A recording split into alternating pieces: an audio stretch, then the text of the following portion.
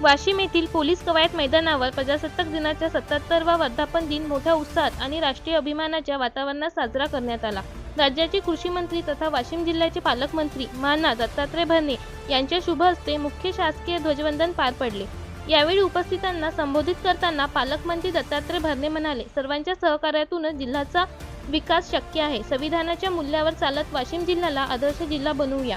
पालकमंत्र्यांनी जिल्ह्याच्या सर्वांगीण विकासासाठी आढावा घेत शेती व शेतकरी कल्याण, पीक विमा व अनुदान, घरकुल योजना, महिला सक्षमीकरण, युवकांसाठी रोजगार, सौर ऊर्जा प्रकल्प, रस्ते विकास, आरोग्य सुविधा यामध्ये झालेल्या उल्लेखनीय कामगिरीची सविस्तर माहिती दिली। अतिवृष्टीमुळे बाधित शेतकऱ्यांना 431 कोटी रुपयांचे अनुदान, 69,000 घरकुलांना मंजुरी, 10,000 सौर कृषी पंप कार्यान्वित, शेकडो कोटींची रस्ते कामे पूर्ण, जिल्हा रुग्णालयात कॅथलॅब व MRI सेवा प्रगतीपथावर असल्याची माहिती देण्यात आली। या सोहळ्यात पोलीस दल, होमगार्ड, NCC, स्काउट, विद्यार्थी पथक यांनी भव्य आणि शिस्तबद्ध परेड सादर केली। यावेळी वीर पत्नींचा सन्मान, उत्कृष्ट कार्य करणाऱ्या अधिकारी कर्मचाऱ्यांना गौरव तसेच पोलीस विभागांसाठी 20 नव्या बेलोरो वाहनांचे अनावरण करण्यात आले।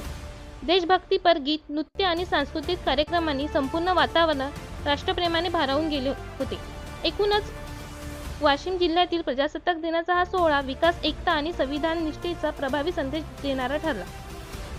विकासाबरोबरच सर्वसामान्य माणसाच्या जीवनात्मक गुणात्मक बदल घडवणारे लोक कल्याणकारी निर्णय राज्य सरकारने घेतले असून त्याची प्रभावी अंमलबजावणी सुरू आहे। या वर्षी वाशिम जिल्ह्यातील शेतकरी बंधू भगिनींना अभूतपूर्व अशा अतिवृष्टीचा सामना करावा लागला। मात्र राज्य शासन शेतकऱ्यांच्या पाठीशी खंबीरपणे उभे असून माये जून 2025 ते सप्टेंबर 2025 या कालावधीमध्ये अतिवृष्टीमुळे बाधित शेतकऱ्यांना रुपये 431 कोटी रुपये अनुदान शासनाकडून वितरित करण्यात आले आहे।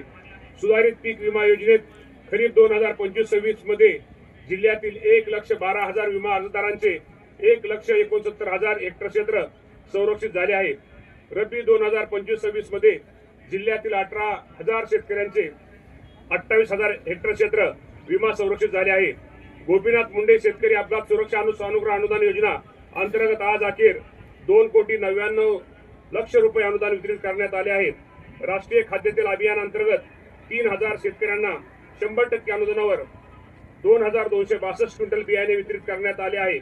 सन 2025 आमूलाग्र बदल रूपांतर करण्यात आले असून जिल्हा परिषद शाळांना गुणवत्तेचा नवा आयाम मिळाला आहे।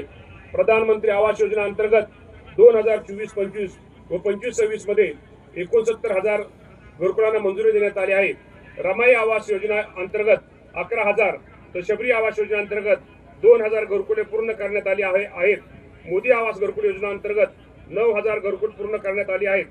उमेद अभियान अंतर्गत 2024-25 मध्ये 40,000 महिला लखपती दिदी करण्यात झाल्या असून चालू वर्षात 36,000 महिला लखपती दिदी होण्याच्या मार्गावर आहेत।